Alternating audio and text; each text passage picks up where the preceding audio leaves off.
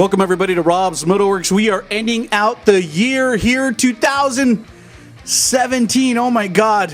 Where did this metal year go? Great year for heavy metal. And we're ending it out the way that we started it, in support of San Antonio artists. And I have with me, God, a guitar player that's always been on our radar, a guy that I've always been interested in, and he's continuing to deliver new music to all of us, the fans who love heavy music. I have with me guitarist, the man, Austin Zentner. Sir, great to have you back in the Rob studio. Hey, it's great to be back. Good to see you, Austin, man. I love your vibe, man. I always have. Let's talk about what's going on with you. I mean, the last time we had you here was in 2015, I think. We awarded the Dean guitar to you. You know, we were fans back then. We're still fans now. But you were telling me, Rob, my band, Eternal Requiem, is still doing new music. We're coming out with something new for 2017, and we're going to get into that in a little bit. There's going to be some people out there, though, for the first time who are coming on to Austin Zentner. So for those people, talk a little bit about your background and what you do and what you've been doing in the San Antonio metal scene for what were we talking about earlier, since for a while now. Sure. Well, to give you a short history, I started playing in bands when I was about 16. That was about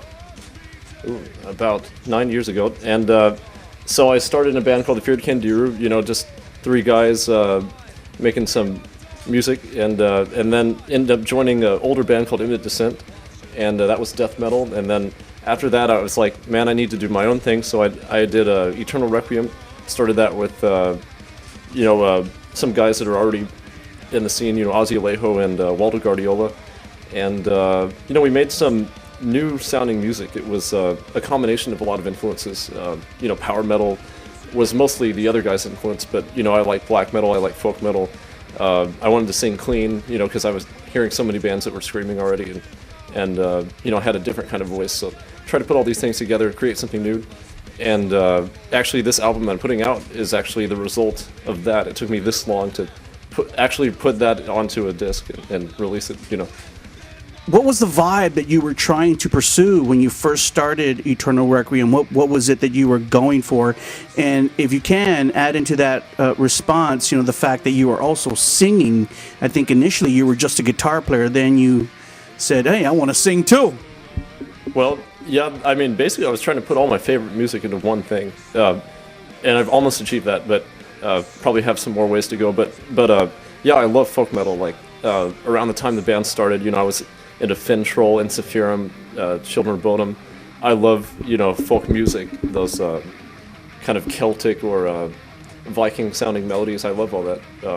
So I try to put that with the music. I would say this album is not just that. It's that with like a bunch of other stuff too. What is it about that musical style that attracts you? I mean, obviously, we know about all the great guitar players out of Sweden, and that music is really kind of melodic and kind of anthemic.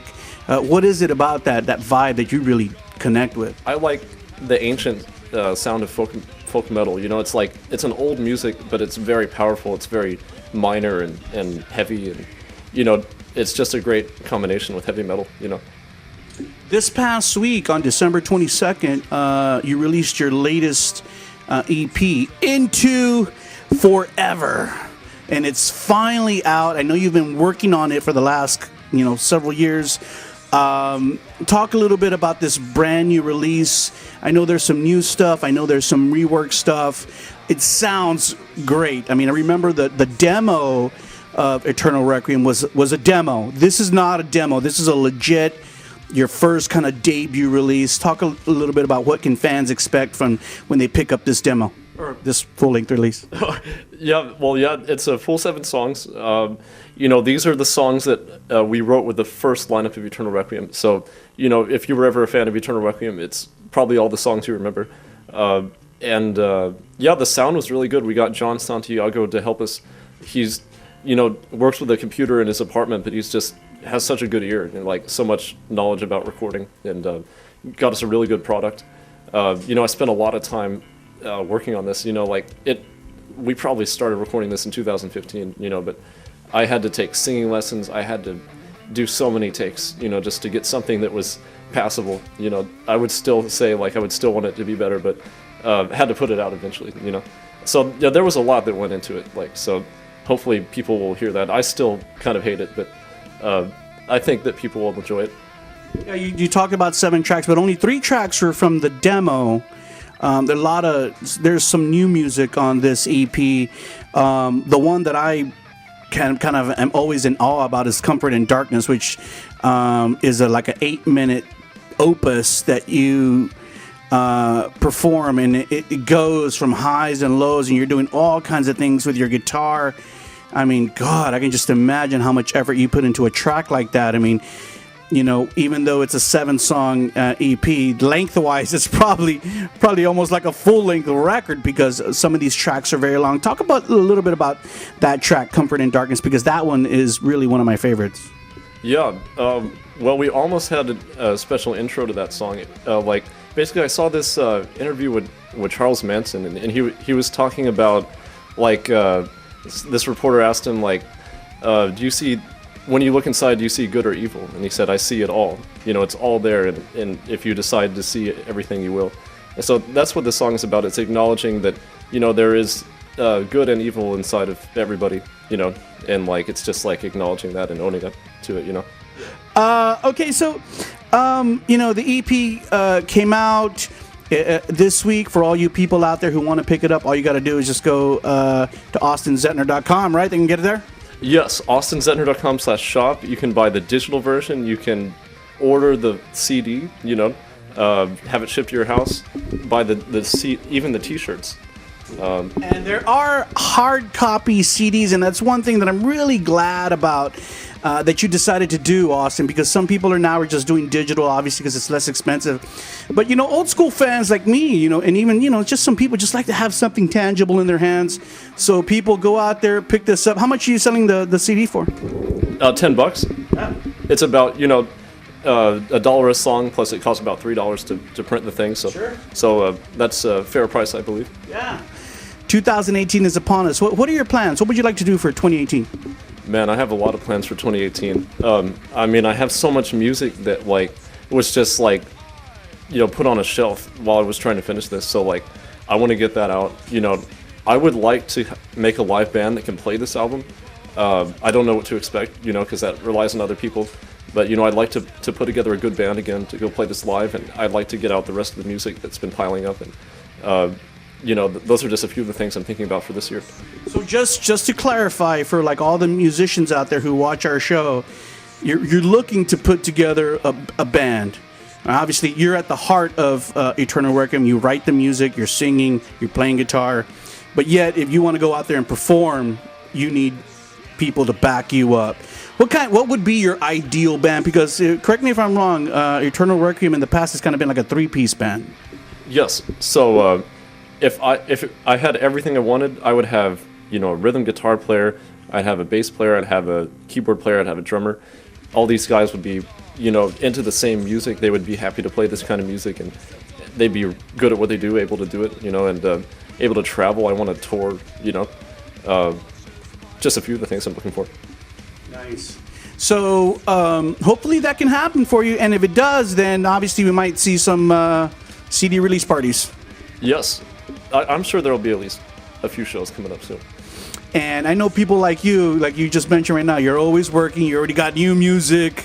So what would you like, what is the next era of Austin Zentner kind of looking like with regards to this Into Forever EP?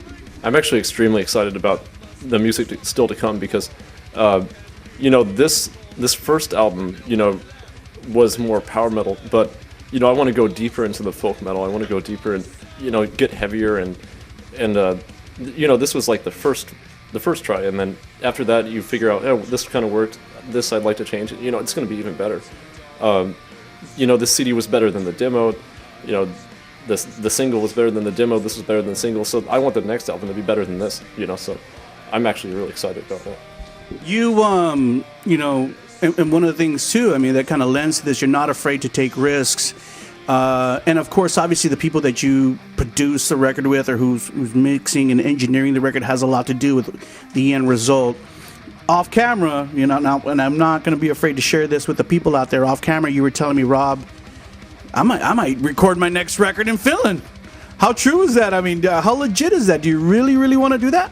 I would love to do that. Like, about 3 years ago, I got in contact with Anssi Kipo. He recorded 3 Children of Bodom records, maybe more. He recorded Insufferum recently. And we've just been kind of Facebook messaging, like, hey, what would it cost? You know, he said he liked the music when I sent it to him, and, you know, there's a possibility. You know, obviously the only thing in the way is money, and then finding, you know, the musicians who, because I can't play drums, you know, I have to find somebody who can do that, you know.